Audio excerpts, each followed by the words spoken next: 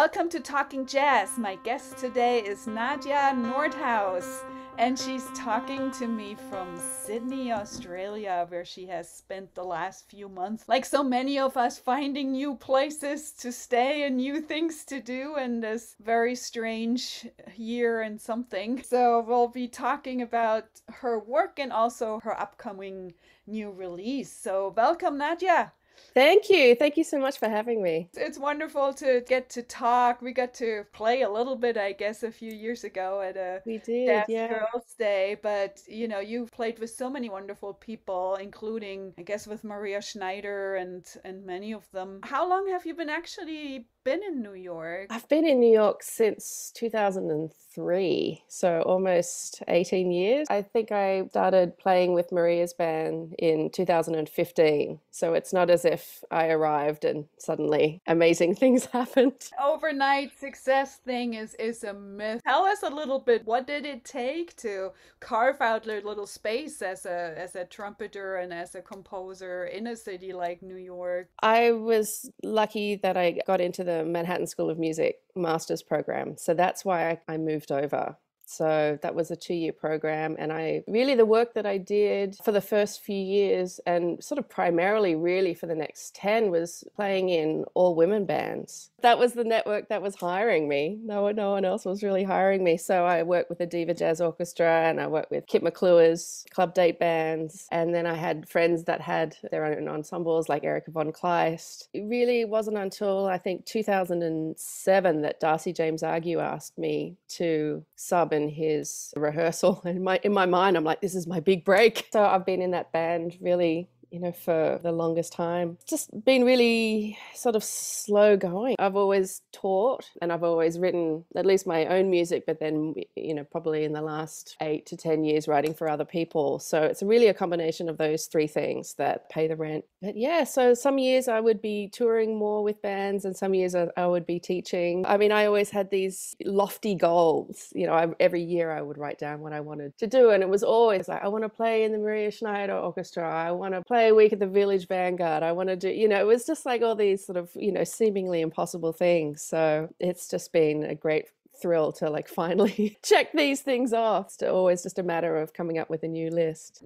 That's exactly how you reach your goals. You write them down and that makes them reachable. If you don't conceive them as possibilities, then they will never happen. And also it's always like reverse engineering too. What's going to happen before that happens and what happens before that, so you basically have this list, that you can or can ignore. We're heading towards listening to your first selection, which is from an upcoming digital release of something that you actually released earlier, and it's from Golfos. Very nature inspired. I think it was back in 2016 that I played a gig at the 55 bar in the Village. There was a Swiss producer in the audience and he asked me, he said, I love your group. You should come over and do a gig at my venue sometime. So we were in touch every 6 months. He'd be like, you coming to Europe? Yes, no. Got no plans to tour. But then finally he said, do you want to come over and do a live record for Nouvelle Records? Yes, absolutely. But the band that I put together was specifically for this project, specifically for something that I thought would work well on vinyl. So it's really sort of like a narrative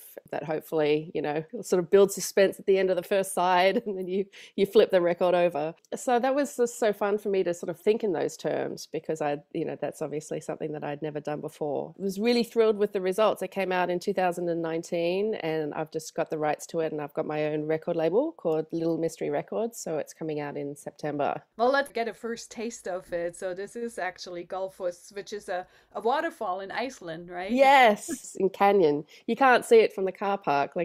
I took myself there for a vacation there a few years ago and in the middle of nowhere, I was like, it's supposed to be this amazing waterfall, but it's just a car park. But then you go down the stairs and I'm like, oh my God. When I got back to Brooklyn, I'm like, I want to write a story that tries to capture that sort of majesty that I saw. I think it did so very well. So this is a great image to have in mind when listening to it. So we're thinking about this great, amazing waterfall. And so this is Golfos from the album Golfos, which will be released digitally very soon in September. Let me know who's on there. So we have Maeve Gilchrist on the harp, different instrumentation, Jesse Lewis on guitar, Ike Sturm on bass, and James Shipp on synthesizer and percussion. Here we go.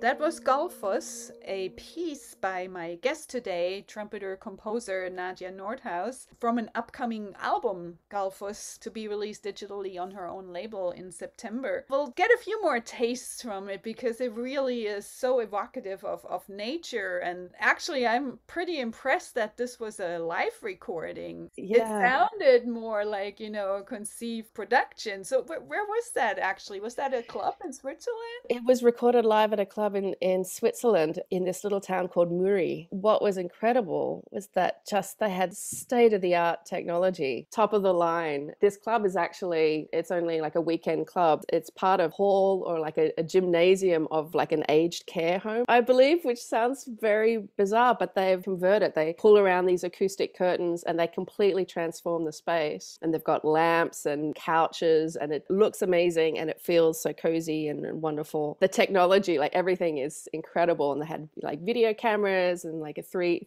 camera shoot and had all this recording equipment. Like it does sound like I'm in a studio. So we did 3 nights. And so I picked a lot of the selections are actually from the last night, which is not too surprising because that's generally what happens. But it was such a treat because I'm such a fanatical sound. I used to be a sound engineer. I was actually a little bit worried going into it. Didn't have any sort of control over that. Once I got there, I'm like, this is going to be just fine. As a live audience, yeah, no one coughed or anything. But I think on the live record, there's applause at the end of the sides, I believe. But on the digital release, there was a live audience, which just made it all the more beautiful. And so we just played this, it was an hour-long set. And so we played the same set 3 nights in a row and, would make little changes and things. So yeah, the final night was pretty much the album. I think there's definitely something to it, to playing things live and several times. Often you go in the studio and you're uptight and it's not natural and it's not really playing together, and stage is different. What should we know about Silver Point? Silver Point. Well, this is a track that really shows off the effects that I've got on the trumpet. So I've got this really wonderful guitar pedals, essentially. So I've got, this whole rack of reverbs and I've got pedals and I sort of trigger these infinite reverbs. To me, it creates its own vibe. It's got something really special about it. I actually wrote this in a silo that had a natural, I think had like a 7.3 second delay, natural delay. So I did this residency upstate in New York at the Omai International Art Center. I did that residency back in 2007, but I was brought back as an alumni in residence. So I was working with, the new set of people that they would bring in. And it's really a collaborative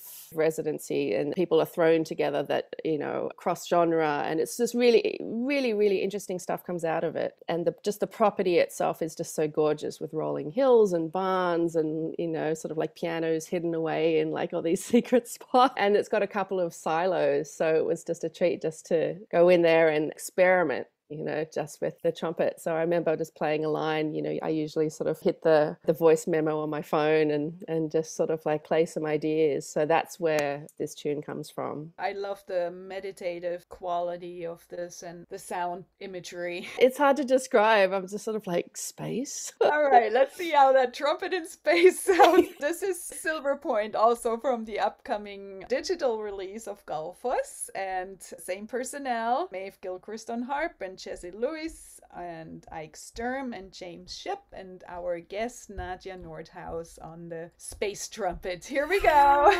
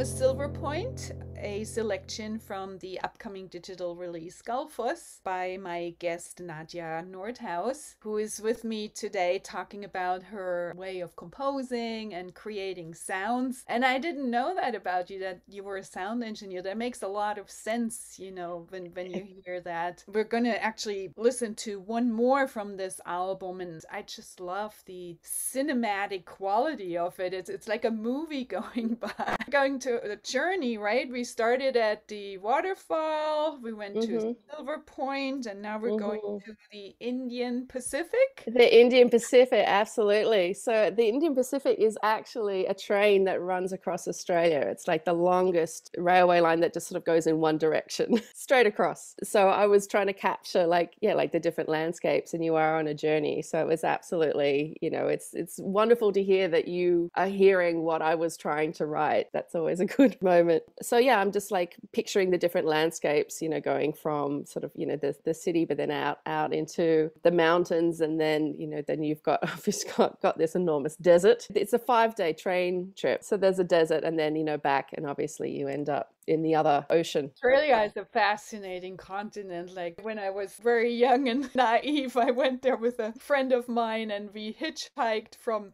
Adelaide to Brisbane. We were at Alice Springs too. We did a detour though with Wow. friends. We were very young. Right. I'm glad we did it, but also thinking back, I'm thinking, you know, what could have happened. But what a fascinating country. I mean, I can see where you get the landscape and nature idea. I mean, yeah, this country is really, really amazing. I mean, you know, obviously the US is amazing too with all its changing. Yeah, I just really wanted to capture that feeling of movement and that sort of ever changing. I mean, it's like something like 80% desert, you know, we're really just all the major cities are just like just right around the edge where it's a little more habitable, you know, but then obviously, you know, being surrounded by water, that's a whole other vibe in itself. Well, let's have a listen. You know, we're so into the nature mode now, we just have to take it in. So this is Indian Pacific, also from the upcoming digital release Galfus, and one album by my guest Nadje Noordhuis.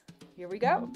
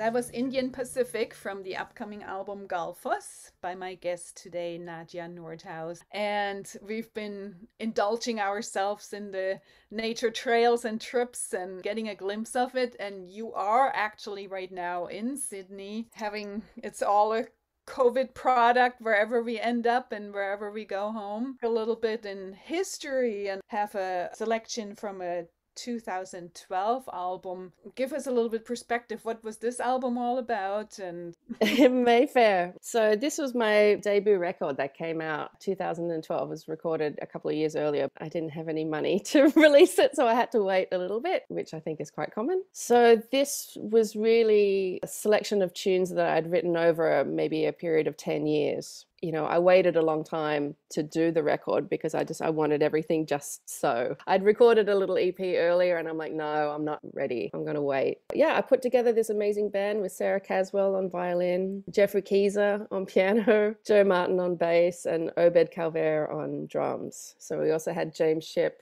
on some percussion on Mayfair also. He's on cajon. So it was really just people that I knew from different musical situations, and I thought they would work really well together. And Mayfair is a tune that I wrote. My grandmother was Irish. I've always had this fondness for Irish music, and I used to go up to the Bronx every week and check out this great session that would happen there on a Sunday. It was actually at this same residency that I was talking about earlier, where back in 2007, when there was an Irish flutist there when I was there, and so we got together, and I was just so inspired by the music that she was making that I thought, I want to write an Irish inspired by a tune. So that's how I came out with Mayfair. You know, and I love the different types of instrumentations. You had harp earlier and with the violin, and I know Sarah, since she was in high school, I keep hearing the comments all over that we have a certain instrumentation in combos. You always hear the trumpet and saxophone duet. There's nothing different and new about it. So, you know, just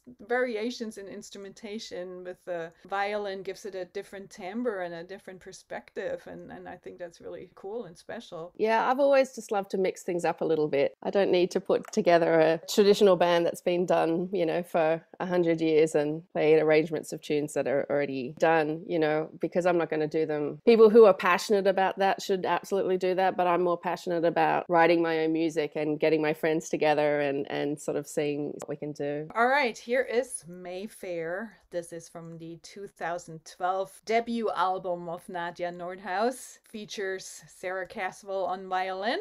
And tell me again the others who are... Oh yeah, Jeffrey Keezer on piano, Joe Martin on bass, Obed Calvert on drums, and James Shipp cajon. Here we go.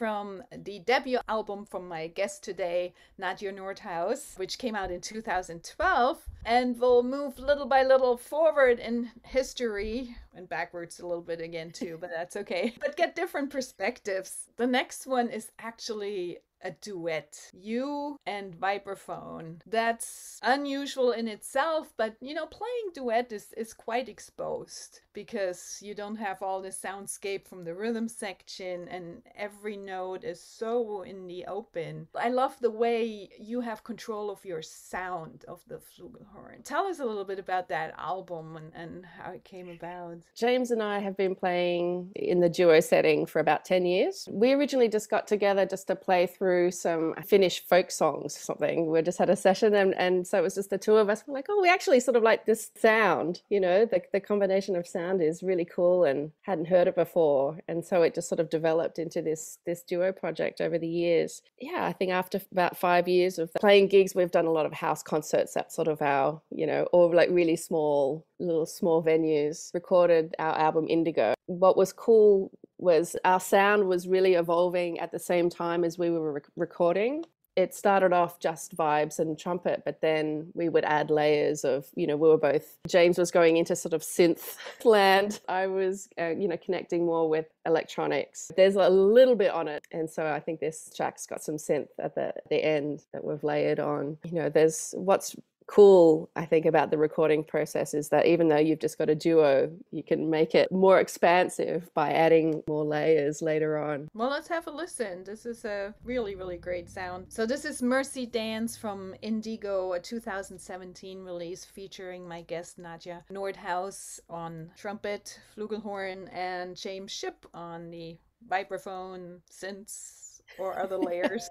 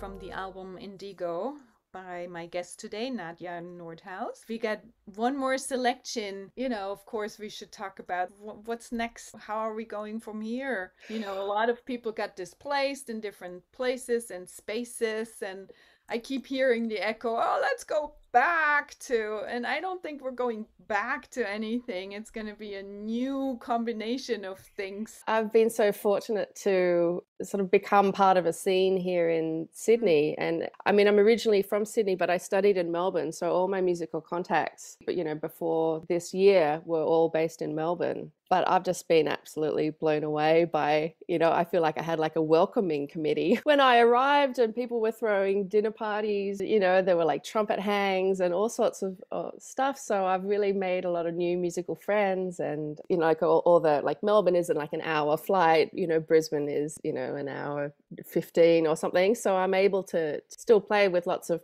people, but be based here for a little bit. I don't know. We'll see what happens. I mean, I'm definitely coming back to the US. I may split my time a little bit more, but we'll see what happens. I'm coming back in November and I'm going to be recording a new album with this same core group of people that I did my last Golfos record with, Maeve and Ike and Jesse and James. That's sort of the next project, but that's going to be in a slightly different vibe. That's more rock and singer-songwriter. We're sort of steering away from jazz a little bit with that. It's just been such a surprise. I mean, I didn't expect to be back in Australia for an extended period of time. I'm having a good time. Were you surprised about the Australian jazz scene? I always knew of really incredible players, and when I was in Melbourne, I mean, Luke Howard, who was on the next record, has been a friend of mine for over 20 years. There's just so much talent here. It sort of embarrassingly, I wasn't really aware of the level of talent in Sydney. I knew it more in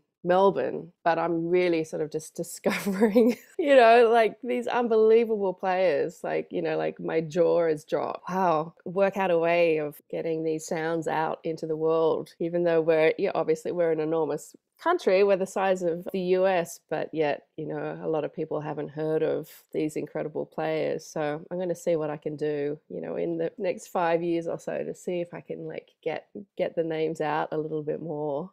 Just in my own small way, obviously, but it's a different vibe. Like there's really an openness to fusing sounds from different genres. I think that would probably be something. Like I'm thinking of a bass player that I know, like crazy time signatures, but it's the most musical thing you've ever heard, but he'll incorporate elements of flamenco or different types of drumming. And there's a scene here where fusing like traditional Korean drumming with jazz, all sorts of like really interesting things. Wow, like I didn't hear this in New York. I'm sure New York will be hearing of it soon. I love that. I mean, one thing that I think we realized during this is that, or we saw, it was this refocus on local communities.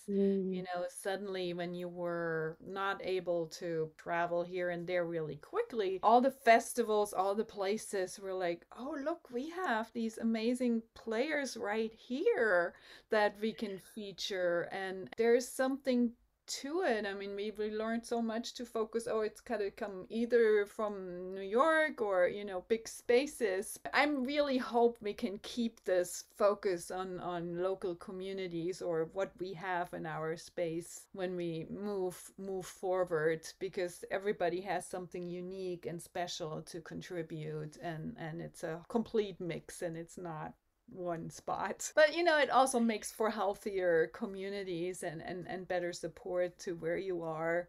Often festivals have these stages. There's the local stage and there's the national stage. There's usually a big discrepancy in how people get paid. To have the argument, well, the ones on the national stage, they're local somewhere too, where everybody comes from somewhere. What's the difference? This is true. But in any case, it's so good to connect across oceans and continents and get to chat, and I'm sure we'll get back together at some point too. Well, we got one more to listen to, which is Bluebird from your 10 Sail album, and that actually features your Melbourne friend Howard on the piano. Anything we should know about that album? A little album that has been sort of a sleepy hit in the neoclassical world. It had not so much in the jazz world. Luke and I recorded this in a a Berlin apartment in 2014. He's lived there a couple of times, and he was just visiting there for a while. And I was over, I think I was on a tour with Darcy James Argue's Secret Society, and I just stayed for an extra week. What's amazing is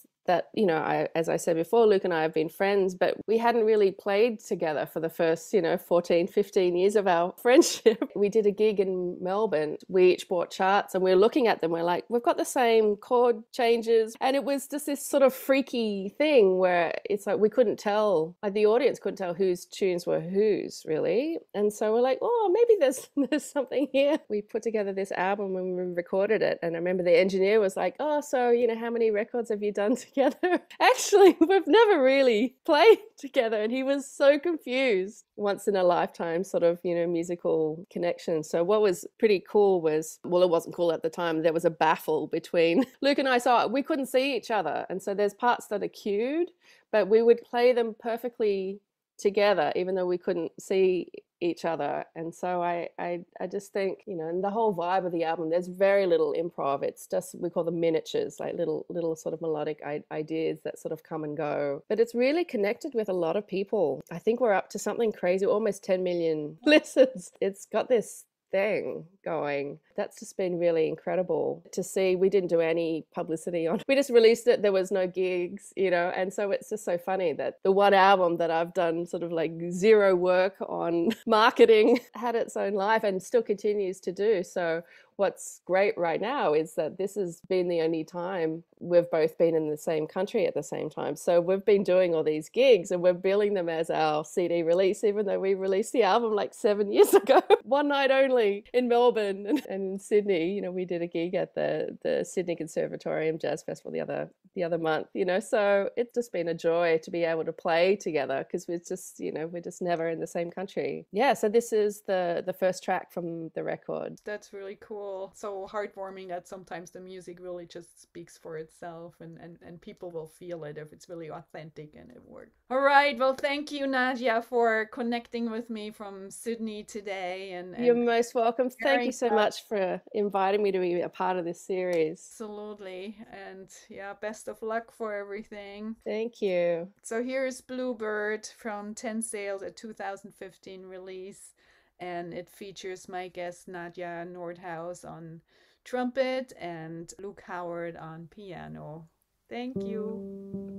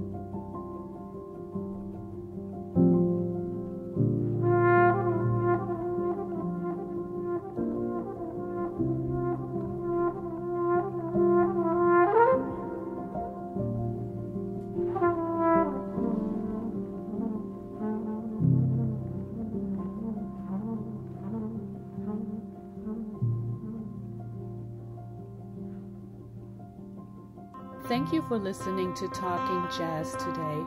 My guest was composer, trumpeter, Nadje Noordhuis. Tune in for Talking Jazz every Thursday at 11 a.m. and every Monday at 7 p.m. right here on WETF 105.7 FM in South Bend, Indiana, or online at WETFthejazzstation.org. Also find videos of previous shows on YouTube on the Monika Herzig channel. That's MonikaHerzig. Subscribe to get the newest updates. Thank you for listening.